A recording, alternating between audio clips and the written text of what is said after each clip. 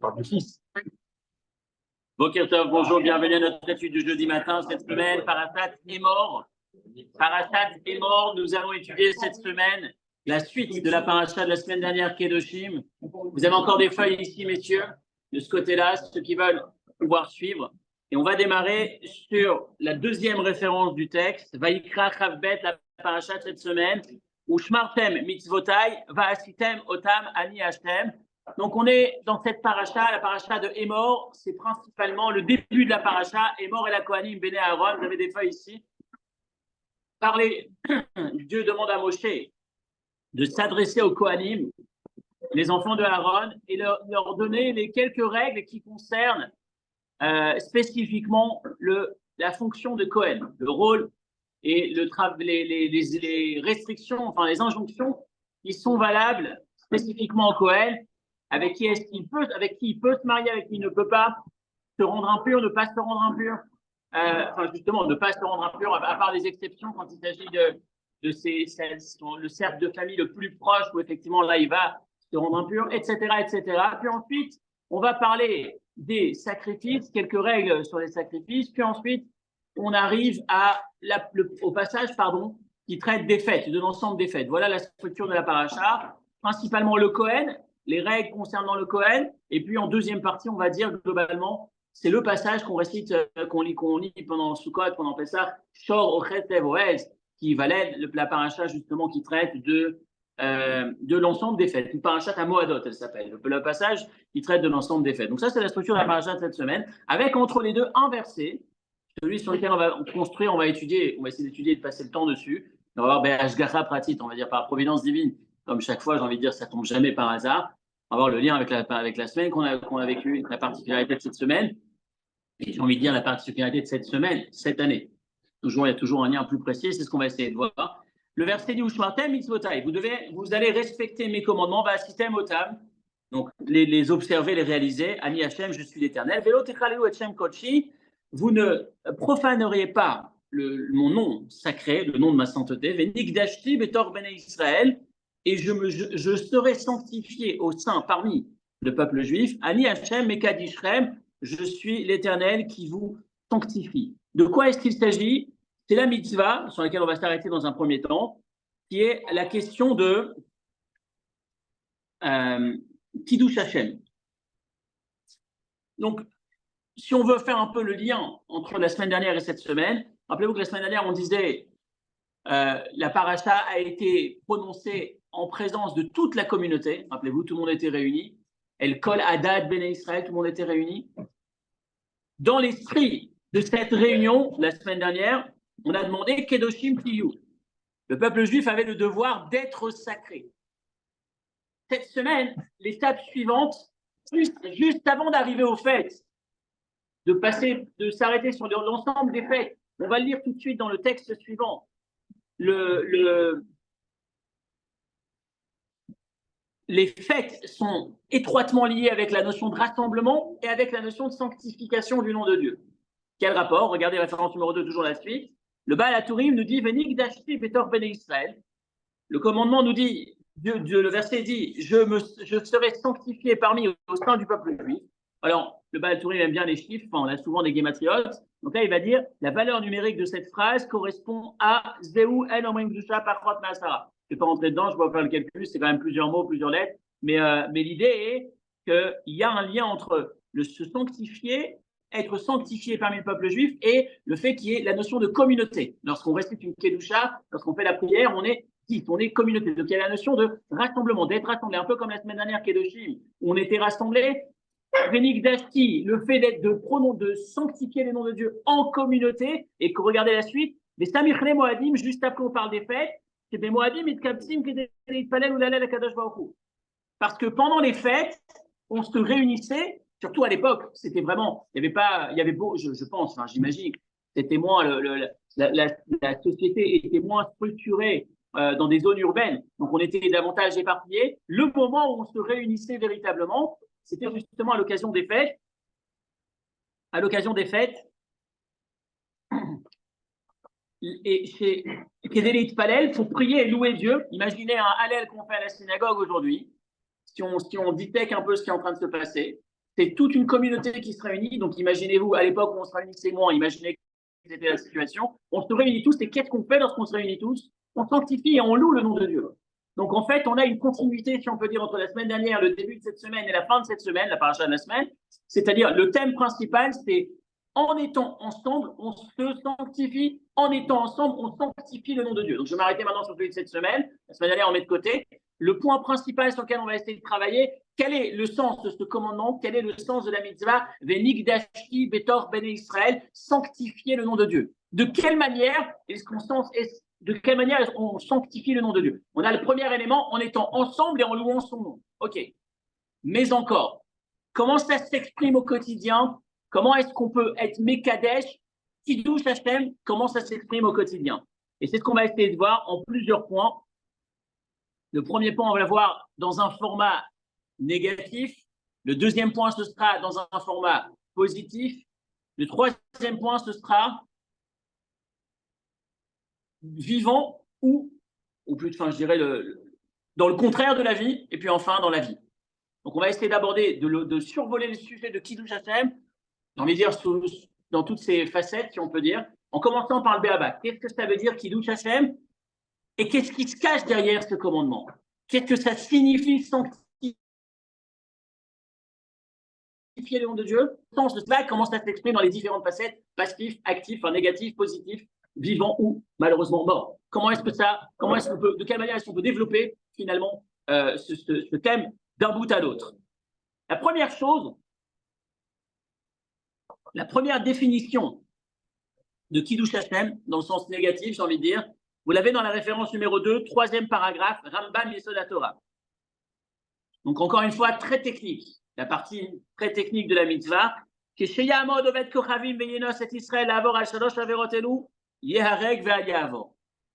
Lorsqu'un non-juif vient nous contraint de transgresser 3 des mitzvot spécifiques de la Torah qui sont Avodah Zara, l'idolâtrie, Gilui Arayot, les relations interdites, Shfichut Damim ou le meurtre, si on m'impose, on me propose le choix entre transgresser ces mitzvot ou me laisser tuer, Venigdashti betor bene Israël, j'ai le devoir de me laisser tuer. Premier aspect, encore une fois, très technique. Qu'est-ce qui se cache? Quel est le sens de la mitzvah? Écoutez bien. En un mot, Venigdashti, Kiddush Hashem, c'est plus se battre pour la mitzvah, c'est se battre pour le Metzavé, celui qui est derrière le commandement. Donc, ce n'est pas le sens de la mitzvah. Ce qui se cache derrière Kiddush Hashem, c'est nous sommes des ambassadeurs, nous sommes des publicitaires, des communicants. On communique sur un produit. Et de quelle manière est-ce qu'on communique sur la valeur du produit?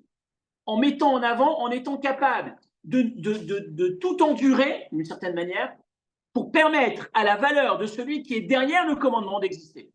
Autrement dit, premier aspect, le plus technique, le premier niveau, c'est 3 avérotes, c'est 3 fautes sur lesquelles, si on vient et on me dit « je te tue » ou « tu les transgresses », je me laisse tuer pour… Qu'est-ce que ça laisse entendre? Il n'y a pas plus important que Dieu. La chose la plus importante, c'est Dieu. Donc Dieu a demandé « je ne peux pas enfreindre sa volonté ».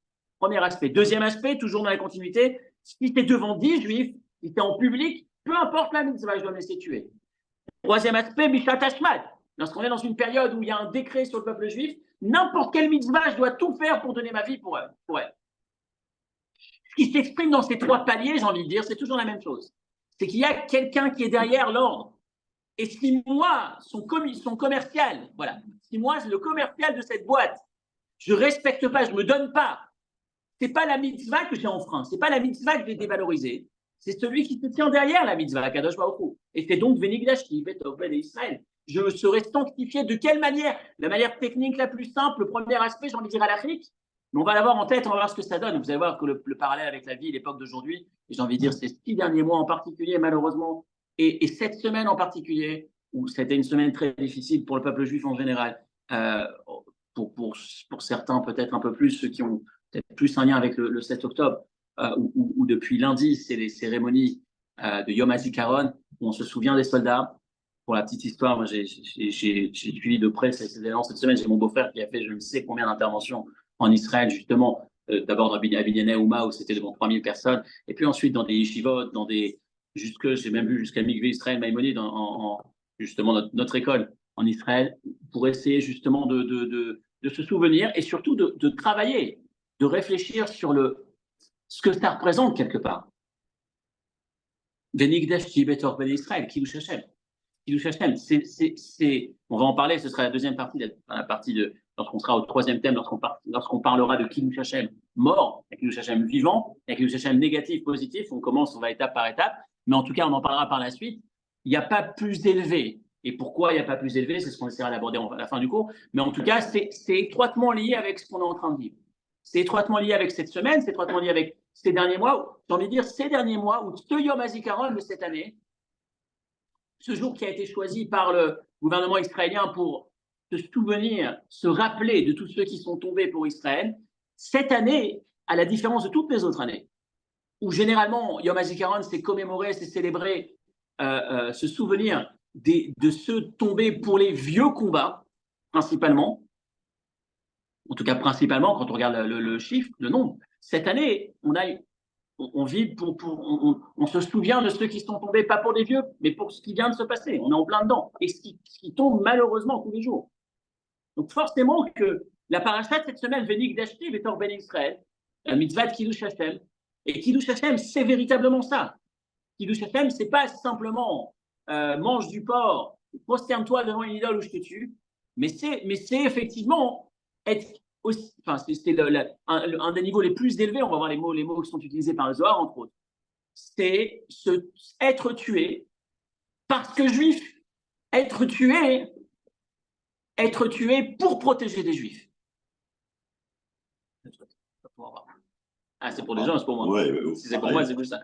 Le cours est entre autres dédié pour la Refoua Shenema de Dalia, Michel, Bat, Paulette, Madar, pour Chaim Ben Mazal Tov, bien évidemment, et Torcha Chol Israël, et pour l'ensemble des attachés pour la Refoua Shenema, pour tous ceux qui en ont besoin dans le peuple juif. Donc, je continue. La première partie, le premier volet, c'était l'impact, je dirais, négatif, c'est-à-dire ne pas transgresser une faute, se laisser tuer, parce que celui qui est derrière la mitzvah est tellement important, et je mets en avant son importance en montrant que ça, c'est non négociable. Ça, c'est le premier aspect. Maintenant, il y a autre chose dans l'aspect positif, et c'est ce que Maïmonide termine dans le numéro Guimel, toujours dans le paragraphe, la même référence, au milieu. Yesh dvarim achrim shem yichachul Hashem v'hu she'aseh adam gadol batorah. Je vais un peu plus vite, j'ai lu rapidement. Ce n'est pas des fautes, mais une personne qui porte la kippa, ce n'est pas forcément elle qui porte la kippa, le principe, c'est pas je la retire et je fais la même chose. C'est une personne qui représente Dieu sur terre et qui ne se comporte pas selon le format respectable, honorable, que les gens vont voir et vont dire « Ah, c'est ça ». C'est ça les religieux, c'est ça la religion. Il y a un midrash très intéressant dans l'esprit. Le midrash dit quel emuna ve'en aven. Le verset dit sur Akadosh Baruch Hu, dans Azinu, c'est le Sifri qui rapporte ce midrash. Vous l'avez juste après, dernier paragraphe, référence numéro 2. Quel emuna ve'en aven. Dieu est un Dieu de confiance, de foi, sur lequel il n'y a pas d'erreur, il n'y a pas de faute, il ne se trompe pas. Qu'est-ce que ça veut dire, il ne se trompe pas? Comme si on aurait pu imaginer qu'il se trompe. Quel est le sens de cette phrase? Regardez ce qu'il dit Midrash. Le Midrash dit que Shadam Niftar Mina Olam, après 120 ans, lorsqu'on arrive devant le tribunal céleste, parfois, il arrive au moment du jugement, on développe ce qu'il a fait, et à un moment donné, on lui dit, ce jour-là, tu as fait ça. Et au départ, il n'y croit pas. Il dit non, c'est pas vrai. Vous vous trompez. Ou alors on lui dit, tu n'as pas fait ça. Il dit non, c'est pas vrai. Qu'est-ce qui se cache derrière cet événement? Alors le verset dit non, Dieu en avait, il ne se trompe pas. Ce qu'il dit, c'est vrai. Qu'est-ce que ça veut dire qu'on remettrait en cause? Et en fait, il explique le Midrash. Il dit qu'il y a des fois, parfois, on n'a vraiment pas fait la chose. On va venir là-haut, on va venir au tribunal, on va nous dire tu as respecté ce Shabbat. Non, ce Shabbat, je ne l'ai pas respecté. Par exemple. Ah, on s'est trompé, qu'est-ce qui s'est passé? Ou alors on va dire, tu as transgressé ce Shabbat. Non, je n'ai jamais transgressé ce Shabbat. Dans un sens ou dans l'autre. Et le Midrash explique qu'en fait, qu'est-ce qui s'est passé? En vérité, il n'a pas transgressé directement, ou il n'a pas réalisé directement. Mais Dans les deux cas, on l'a. Un individu qui était particulièrement religieux, ou qui représentait la Torah d'une manière ou d'une autre, et qui s'est mal comporté, pas poli, mal parlé, etc. Il y a quelqu'un de pas religieux, de moins religieux que lui à côté, qui assiste à la scène et qui dit quoi, c'est ça les religieux? Et qu'à cause de ça, il va transgresser quelque chose. Il va dire, si c'est comme ça, je veux pas, mes enfants, je veux pas qu'ils fassent la bar mitzvah, je veux pas qu'ils fréquentent la synagogue, je veux pas qu'il aille à l'école. Si c'est ça l'éducation qu'on donne. Attention, ça nous fait travailler. Rappelez-vous, le cours du jeudi matin, c'est pas juste une étude. C'est une étude qui est censée nous faire bouger la tête comme ça. Qui est censée nous faire réfléchir combien, à notre niveau, c'est censé nous parler. Encore une fois, l'objectif, c'est pas ni de s'arrêter sur un état de fait, c'est surtout de travailler pour voir comment est-ce qu'on peut progresser. Donc, le premier aspect négatif, ce serait, on le regarde, on dit, à cause de toi, tu es mal comporté, l'autre, il n'a pas respecté, son fils s'est éloigné de la Torah parce que tu as eu un comportement qui a fait qu'il n'a pas eu son éducation juive, etc. Donc, finalement, cette action est presque, on te tient pour responsable. Ou alors à l'envers, j'ai rien fait, moi. Mais un jour, quelqu'un a vu mon enfant, qui était particulièrement poli, ou qui s'est comporté avec des bonnes midotes, avec une attitude particulièrement belle, et l'autre a dit, tiens, c'est sympa, c'est qui, d'où, à quelle école il est, où sont ses enfants, où est-ce qu'ils ont pris ces valeurs, qui sont ses parents, et puis ils se sont dit, tiens, je vais mettre mon fils dans son école. Et le fils à la base, ils n'étaient pas religieux, mais le fils va se rapprocher de la Torah, il va faire teshuva, il va emmener sa famille, etc. Et toutes les mitzvot, quelque part, sont déclenchées par cette attitude que j'ai eue sans en avoir conscience quelque part. Moi, je pensais que je n'étais pas conscient que j'avais fait. Et c'est considéré comme une partie de mon mérite. Mais Nick d'acheter, qui douche Hashem dans ce sens, qu'est-ce que ça veut dire? Donc, je reprends. Le point négatif, premier aspect dont on a parlé, ne pas transgresser. Dans certains cas, certaines mitzvot. On raconte qu'un jour, c'était à l'époque de Vichy. Vichy, c'est une histoire un peu qui dépasse le standard. Le rabbi, on raconte que lorsqu'il était en France, à l'époque de cette période de l'histoire, lorsque les recenseurs, représentants de la Gestapo, ou en tout cas ceux qui étaient là pour faire le travail pour eux, ils sont passés dans les maisons, ils sont passés chez le rabbi n'était pas là. Il y avait sa femme qui était là. Et ils lui ont demandé de quelle religion est-ce qu'ils sont. Elle a répondu, mon mari, et qu'est-ce qu'il est votre mari? Elle a répondu, orthodoxe. Et ils sont partis. Quand le rabbi est revenu derrière, on dit que il a demandé alors, la femme lui raconte ce qui s'est passé, ils sont passés, ils ont demandé quelle religion c'était, j'ai répondu orthodoxe. Le rabbi dit, ils sont partis. Il dit oui. Il dit, pourquoi ils sont partis? Pourquoi ils t'ont laissé tranquille? Parce qu'il y a confusion sur le mot orthodoxe. Il est parti, selon l'histoire, il est parti au bureau de l'administration pour dire, je voudrais simplement préciser, juif orthodoxe. Qu'est-ce que ça veut dire, encore une fois, indépendamment de ce que ça représente comme courage ou peu importe. Mais le point que je veux mettre en avant, c'est Vénik Dashti. Je ne veux pas qu'à un seul instant, on puisse penser que je représente mal celui que je suis censé représenter, Dieu. Que ce soit clair. Celui que je suis, c'est le représentant d'Akadosh Baruch Hu. Kiddush Hashem dans les moments extrêmes, dans les moments de crise. Chaque demi-pas, quelque part, il a son importance. Donc, quand ce n'est pas une crise, en temps normal, il y a 3 avérotes. En temps de crise, c'est toute la avérote. Devant du public, c'est aussi toute la avérote. Toujours, le point principal, c'est cette mitzvah de Kiddush Hashem, c'est une mitzvah, je vais dire commerciale, pas dans le sens commerce, dans le sens la représentation de ce qu'on va faire de celui qui est derrière les commandements. Dans cet aspect-là, puis ensuite, on a vu même dans l'aspect positif. C'est-à-dire que ce que je vais pouvoir faire, la responsabilité que je représente au travers de mon attitude au quotidien, même si ce sont des petites choses, même si ce ne sont pas forcément des mitzvot ou des avérotes, le fait de bien me comporter, le fait qu'on se dise, tiens, il a une kippa, tiens, il est juif, il représente Dieu, ça se voit, waouh, les valeurs qu'ils ont. Comment est-ce que ça s'exprime au quotidien? On a vu que c'est quelqu'un de droit, etc., etc. Ça, c'est Kiddush Hashem, c'est-à-dire que lorsqu'on regarde, on se dit, celui qu'on représente, c'est Akadosh Baruch Hu, ça compte, c'est important, c'est grand, et on a envie de se rapprocher. Ça, c'est le point principal de Kiddush Hashem. Quelles sont les répercussions de cette mise? Oui? Non?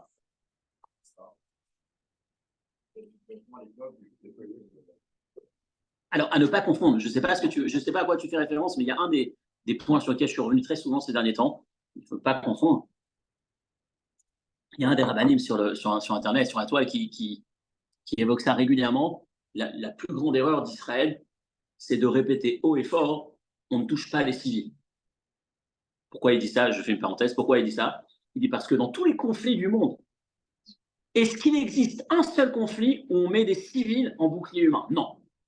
Le seul conflit dans lequel on a des boucliers humains, c'est devant Israël. Pourquoi? Parce qu'Israël répète du matin au soir, nous les civils, on ne touche pas. Bah, et selon ce maître, encore une fois, il dit, ce serait quoi la meilleure solution? De toute façon, c'est terrible, mais c'est de dire, stop, dorénavant, encore une fois, c'est de dire, d'envoyer l'image. Il y a un nouveau shérif qui est arrivé dans le village et il est complètement malade, extrêmement dangereux. Lui, par contre, il ne fait pas de différence. S'il y a un missile qui provient d'un endroit, cet endroit est bombardé. On ne regarde plus les civils. Bon, encore une fois, c'est à prendre dans un certain contexte. Donc, si c'était ça ce que tu voulais dire, ça joue contre nous. Alors, encore une fois, notre rôle, de manière générale, c'est de respecter. Voilà. Mais encore une fois, ce que je veux dire par là, je refais la parenthèse, encore une fois, bien comprendre ce que je viens de dire, si tu n'es pas en train de faire un appel à on s'entend, on a bien compris que la valeur d'une vie, n'importe quelle vie, elle a toute son importance. Encore une fois, il n'y a pas de sujet là-dessus.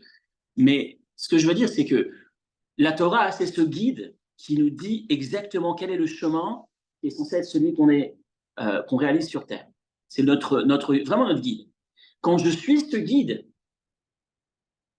je suis toujours en ce Vénigdashti.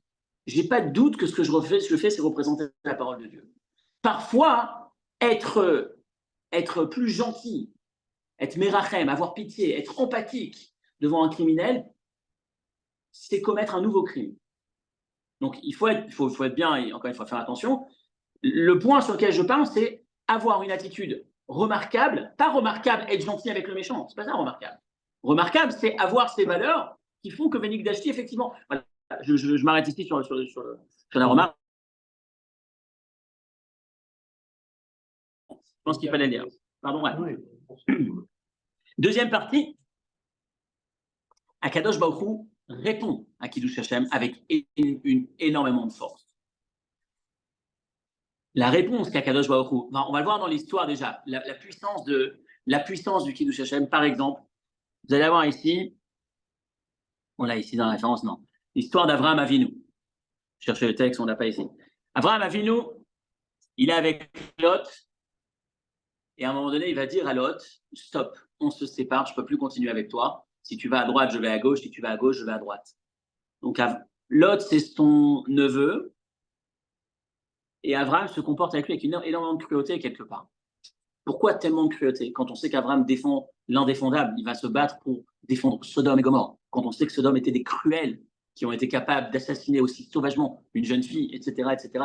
Toute l'histoire qu'on a dans le début de la Bible, dans le début du Chumash. Okay, qu'est-ce qui se cache derrière cette attitude d'Abraham? Pourquoi tellement de rigueur? Pourquoi aussi dur avec Lot?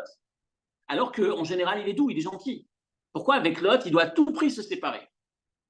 Et la réponse qui nous est donnée, c'est que Lot et Abraham se ressemblaient et que les animaux de Lot volaient. Lot ne faisait pas attention, laissait ces animaux manger dans des terres qui ne lui appartenaient pas. Abraham faisait attention à ça. Et alors, pourquoi est-ce que ça, c'était une ligne rouge qu'on ne peut pas franchir? Parce qu'encore une fois, Kiddush Hashem. Qu'est-ce qui apparaît, ou plutôt Chilul Hashem? Qu'est-ce qui apparaît à ce moment-là?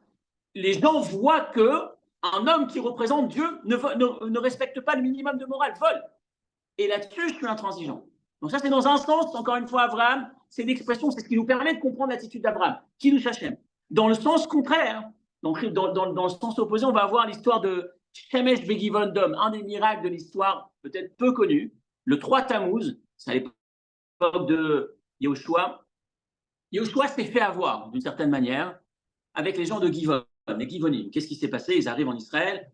Les Givonim vont faire croire à Yehoshua, au peuple juif, qu'ils viennent de très très loin, alors qu'en fait, ils viennent de juste à côté. Ils n'ont pas accepté au départ les conditions que le peuple juif leur proposait, mais ils ont fait croire qu'ils venaient de très loin, qu'ils étaient fatigués, ils se sont déguisés avec des vêtements usés, etc., comme s'ils venaient de loin. Ils sont venus voir Yehoshua, ils ont dit, on est venu, on a entendu la grandeur de ton peuple, etc. On est prêt à s'incliner, à signer un contrat avec toi, tu t'engages à nous protéger, à ne pas nous faire du mal. Et Yehoshua croit, il signe ce contrat, cette alliance avec eux, et finalement, il s'aperçoit que c'était Pipo, qui venait juste à côté, mais c'était trop tard. On avait déjà une parole, c'est une parole, on respecte. Maintenant, jusqu'où ça va? Lorsqu'à un moment donné, il y a un combat que Yehoshua doit faire, le peuple juif doit mener une guerre pour défendre les Givonim, puisque maintenant, ils font partie de ceux qui ont la protection du peuple juif. Il va se battre contre la menace, ce peuple qui est menacé. Le problème, c'est que c'est vendredi, la guerre commence vendredi, c'est un 3 Tammuz. Et le vendredi soir, le soleil va se coucher et il se trouve que la guerre n'est pas terminée. Et Yoshua a peur de perdre, de ne pas pouvoir mener cette guerre jusqu'au bout parce que le soleil se couchant, ça pouvait être l'empêcher d'aller jusqu'au bout. Et qu'est-ce qui se passe? Il demande à Dieu, Shemesh Begivon Dom, Dieu s'il te plaît, arrête le soleil pour que je puisse, laisse-le présent, pour que je puisse continuer à mener cette guerre jusqu'au bout, pour défendre Givon. De quoi est-ce qu'il s'agit? Le soleil va rester briller pendant 36 heures jusqu'à la fin de Shabbat, ce qui est normalement un miracle unique qui ne s'est jamais produit, jamais reproduit, qui ne s'est jamais produit même dans nos guerres pour défendre le peuple juif. Et pourquoi un miracle aussi important sur, j'ai envie de dire, un des éléments de la création qui est le plus solide, le soleil, le plus costaud, celui qui ne bouge pas. Pourquoi Dieu va faire un miracle aussi grand? Et la réponse qui nous est donnée, c'est à nouveau Kiddush Hashem. Parce que sinon, ça aurait, parce que, encore une fois, même si c'est très loin, j'ai dit que je l'ai protégé, que j'irai jusqu'au bout. Et finalement, il pourrait apparaître que finalement, Dieu n'a pas, que le juif qui représente Dieu n'a pas tenu sa parole. Dieu est prêt à faire un miracle jusque-là. Encore une fois, tout ça, c'est dans l'histoire, ça nous permet de comprendre des éléments du passé. Je finis simplement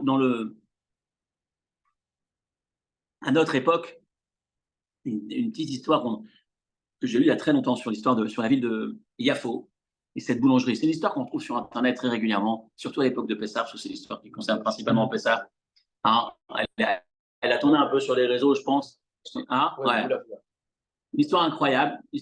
Techniquement, elle est incroyable, mais si on s'interroge sur l'envers du décor, sur le pourquoi cette histoire. Donc rapidement, dans les années 60, cette boulangerie tenue par un arabe, sans aucun doute, il n'y a pas de traces de juifs dedans. Abu Alafia, c'est une grande boulangerie qui, dans les années 60, juste à côté de cette boutique, cette boulangerie, il y a un marchand de chaussures, un juif qui a tellement de mal à voir tous ces juifs qui viennent à Pessah manger du pain. Parce que lui, il est ouvert. C'est la seule boulangerie qui est ouverte. Donc tout le monde vient transgresser, malheureusement. Il voit cette queue de gens qui transgressent. Il est parti voir l'année d'après, il lui a dit, écoute, regarde ce que tu me fais. Combien tu gagnes pendant cette période? Je te le donne et tu fermes. La valeur était importante puisqu'on parle de l'expression, l'image qui est donnée, c'est un logement à Yafo. On parle d'un bien immobilier. D'accord, même si c'est peut-être pas le plus grand, mais en tout cas, c'est une grosse valeur. Première année, il lui a payé, il a fermé. Deuxième année, il lui a payé, il a fermé. Pendant 5 ans, il a fait la même chose. Il allait voir à la veille de Pessah, tu fais un Pessah 8 jours et je te paye 7 jours, pardon, et je te paye ce que ça coûte. La 6e année, il va le voir et le bonhomme lui dit c'est pas la peine de payer, je le ferme. Pourquoi? Il lui dit parce que cette année, Dieu m'a déjà payé la semaine durant laquelle je fermais. Et je l'ai déjà touché durant l'année, tout ce bénéfice. Ton Dieu nous a déjà remboursé. Et depuis, il n'y a plus l'original, le premier patron n'est plus là, c'est les petits-enfants qui gèrent. Et chaque année, la boutique est fermée à Pessah, toujours dans la continuité. Et quand on se pose la question, pourquoi Dieu il fait un miracle aussi important? Et si on regarde encore une fois, ça peut être encore cet esprit de Kiddush Hashem. C'est que finalement, c'est un homme qui est parti se dépasser pour faire en sorte que le nom de Dieu soit sanctifié, que les Juifs cessent d'enfreindre, ou en tout cas respectent davantage la parole d'Akadosh Baruch Hu. Il s'est dépassé en donnant une somme qui est totalement démesurée. C'est un investissement qui est démesuré. Quelque part, il aurait pu dire qu'est-ce que ça me change? Moi, je fais mon Pessah et que les autres fassent ce qu'ils ont à faire. Il y a le libre arbitre qui existe. C'est leur choix d'eux. Et non, je vais tout faire parce que ce qui se passe par rapport à Dieu, ça compte pour moi. Je suis responsable, je me sens responsable de Kiddush Hashem, Benigdashti. Et Akadosh Baruch Hu, il paye cash, j'ai envie de dire d'une certaine manière. Donc jusque-là, c'était la partie, j'ai envie de dire, Kiddush Hashem dans le format du vivant. Kiddush Hashem, maintenant, lorsqu'on regarde la deuxième partie, et c'est la partie, j'ai envie de dire, de cette semaine, lorsqu'on regarde tous ces gens qui ont donné leur vie, je lisais un texte qui disait que le Rambam écrit que n'importe quelle guerre qui est entre le peuple juif et les autres peuples, lorsque un soldat va au combat, il est dans une mission de Kiddush Hashem. Lorsqu'il meurt au combat, bien évidemment que c'est Kiddush Hashem, et c'est un niveau particulièrement élevé. Regardez ce midrash très difficile, premier texte, Tanchuma, première référence. Inach Yafa Rayati et Naïch Yonim, c'est le texte qu'on lit en Shirim tous les vendredis soirs. Le peuple juif est comparé à ses colombes.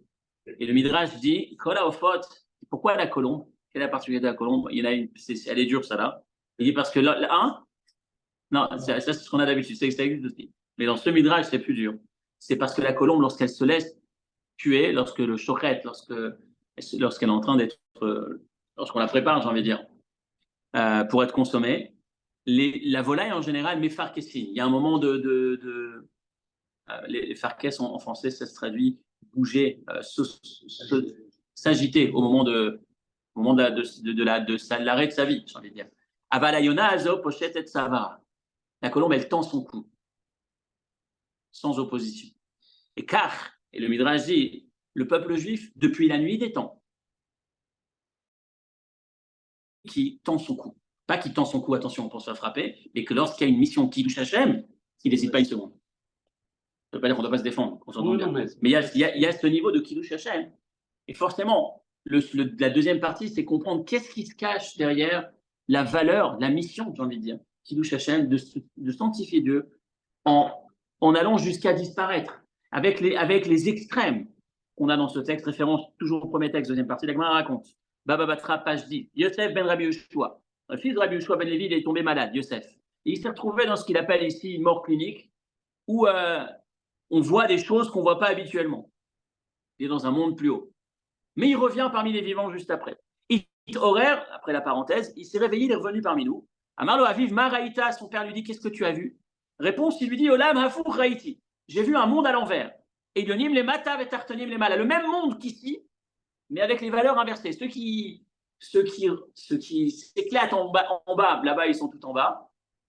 Et ceux qui, en bas, sont dans la misère ou sont un peu discrets, sont petits en bas. Là-haut, ils sont très grands.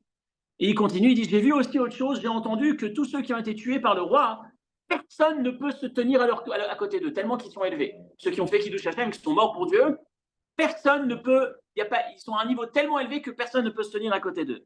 Et la Gemara continue, qui sont ces gens-là qui ont donné leur vie pour Dieu? Rashi explique, Lolianus et Papous, il y avait deux frères, le roi Tournestrophous les a tués parce que sa fille avait été tuée. Il a fait un décret sur le peuple juif, il a dit, tout celui, si je ne sais pas qui est-ce qui a tué ma fille, je tue l'ensemble du peuple juif, l'ensemble du village.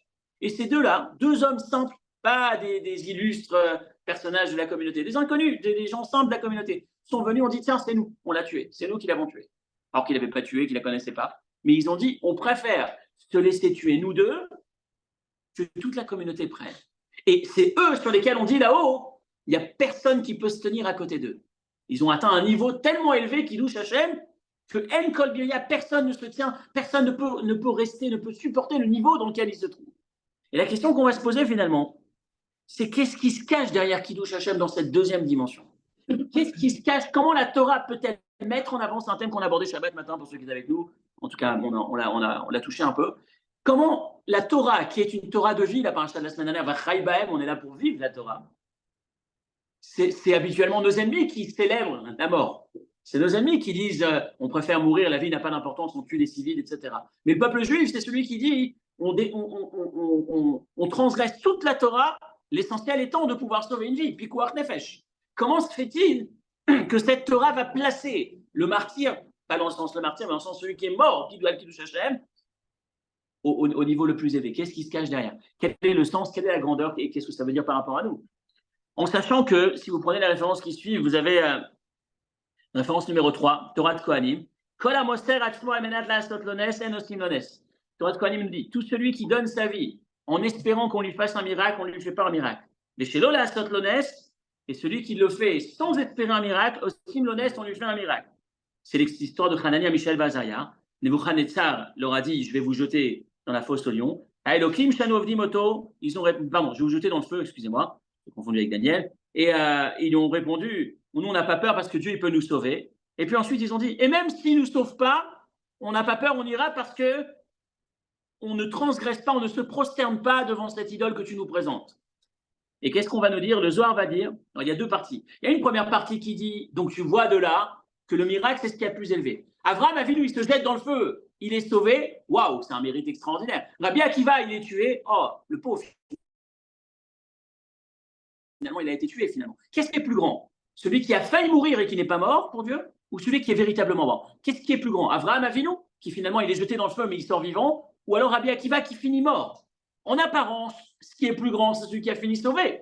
Pourquoi celui qui a fini sauvé? Parce que finalement, le nom de Dieu est vraiment grandi. Waouh, il n'est pas mort, il a failli mourir, il n'est pas mort. Dieu est énorme, Dieu est géant. Ça, c'est l'histoire d'Abraham. Alors que lorsque Rabbi Akiva meurt, qu'est-ce qu'on a? On reste avec un goût amer à la fin. Il a donné sa vie pour Dieu, mais finalement, on pleure. C'est ça qui arrive à ceux qui, c'est ce qu'il aurait réservé à ceux qui servent Dieu.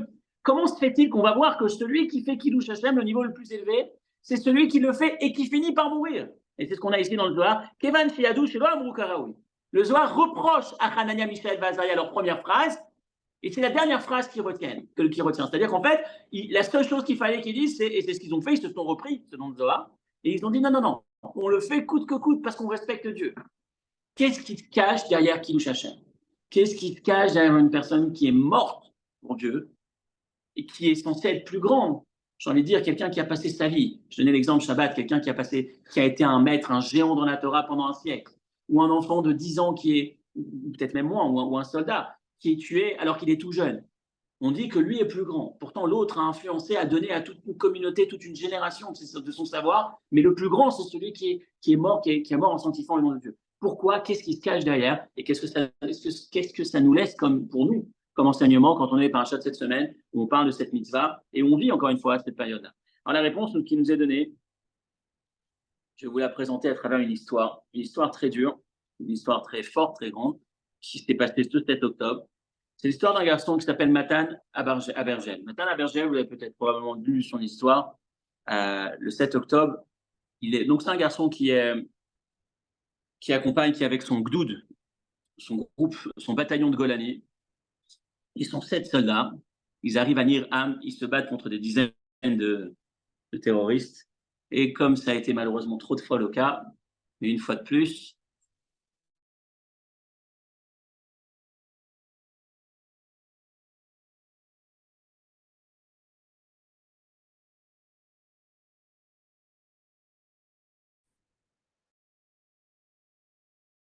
de sortir quelques mots de sa bouche, je fais tout pour protéger mon peuple, le peuple juif. Et malheureusement, il est mort comme ça. Et une histoire, j'ai envie de dire, parmi tant d'autres, mais la particularité de cette histoire, c'est la suite de l'histoire. C'est que quand ensuite on se pose la question, mais comment un jeune homme, réfléchissez un instant, un jeune homme qui est face à cette situation, la logique voudrait qu'il s'enfuit. Il a la possibilité, normalement, il y a une grenade, j'essaye de courir pour sauver ma peau. Comment c'est possible d'aller à l'envers et de se dire non, je vais sauter, en sautant, je vais sauver la vie à mon bataillon, à mes copains.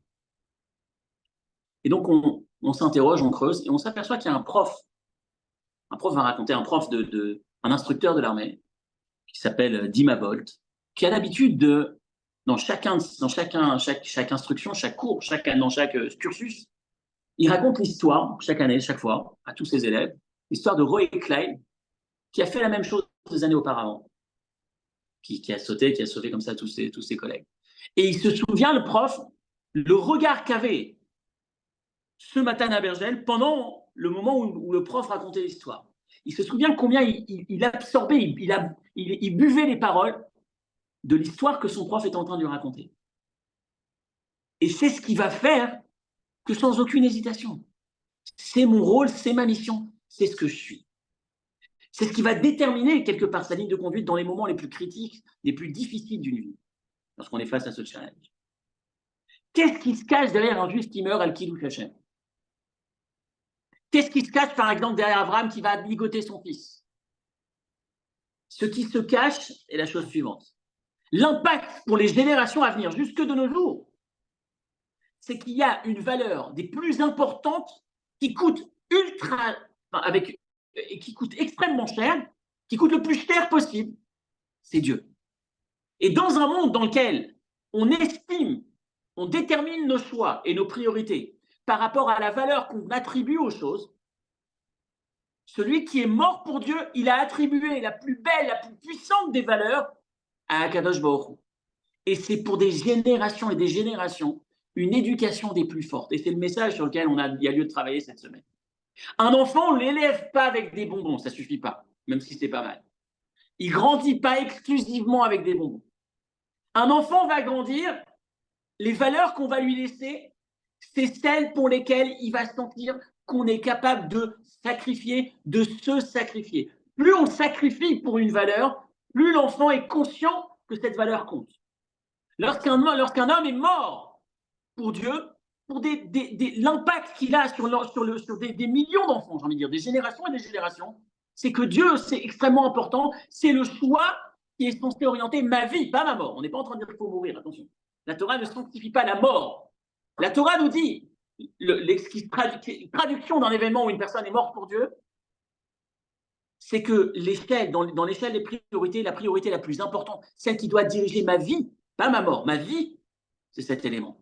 S'il a été capable de mourir pour ça, c'est que ça compte tellement, c'est tellement important. En fonction du prix qu'on met dans la chose, en fonction du prix qu'on met, ça veut dire que la chose est importante. Je prends un exemple bête. Quand vous voyez dans le passé, je sais pas si c'est encore valable, qu'à l'approche du nouvel iPhone, il y a des gens qui ont fait la queue toute la nuit pour être les premiers devant l'Apple Store. Qu'est-ce qu'on en déduit sans le savoir, sans connaître le truc? Ça doit être un truc bien. Quand on arrive à la nouvelle Tesla, la première Tesla, et que des gens vont commander alors qu'on ne sait pas en combien de temps elle arrive, mais que tout le monde court après, qu'est-ce que ça laisse dans l'esprit des gens? C'est que c'est un produit intéressant. Dans un registre tellement plus important, lorsqu'on ne sait pas ce qui compte dans notre vie, lorsqu'on se pose la question, qu'est-ce qui doit compter dans ma vie? Est-ce que c'est courir après le prochain million? Est-ce que c'est courir après le prochain moment de plaisir? Ou est-ce qu'il y a autre chose de plus puissant qui est censé diriger ma vie? Ma vraie boussole, c'est Quand quoi? tu passes devant. Pardon, si vous pouvez éteindre le. Quelle est la véritable boussole? Lorsqu'une personne est morte pour sanctifier le nom de Dieu, lorsque vous entendez ces soldats, quand vous lisez ces lettres qu'ils nous ont laissées, quand vous entendez ces soldats qui vous laissent entendre qu'il n'y a pas plus important que ça, ce que ça laisse pour des générations, c'est l'histoire de Hannah et ses 7 enfants. Comment Hannah peut-elle sacrifier 7 enfants, laisser 7 enfants se faire tuer pour ne pas se prosterner devant une idole?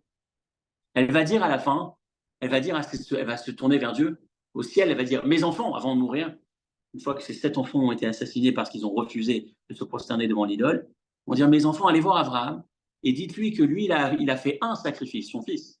Moi, j'en ai fait 7. Qu'est-ce qui se cache derrière cette phrase? Le sens de cette phrase, c'est, si tu te poses la question, Dieu, si vous vous posez la question, comment une femme est à la force, d'où vient l'éducation? Des enfants qui vont dire, non, je ne me prosterne pas, je préfère mourir. La réponse c'est Abraham. Parce que lorsqu'Abraham a été face à cette épreuve, Nisayon en hébreu, une épreuve terrible, attache ton fils et va l'égorger. Nisayon, chaque juif qui meurt, c'est un Nisayon, une épreuve. Qu'est-ce que c'est Nisayon? La racine de Nisayon, c'est Nes, qui veut dire un mât, le mât d'un bateau. Nes, c'est un élément qui est extrêmement élevé. On est en train de placer la valeur authentique, le véritable sens qui est censé représenter notre vie, très très très haut. À chaque fois que quelqu'un est mis à l'épreuve et il dit il n'y a pas de question, il n'y a pas d'hésitation, c'est ce qu'il faut faire. On est en train de rappeler, on est en train d'enseigner, on est en train d'éduquer des générations, des milliers de générations, que ce qui compte vraiment, c'est le chemin de la Torah. Et ça, c'est la grandeur de Kiddush Hashem.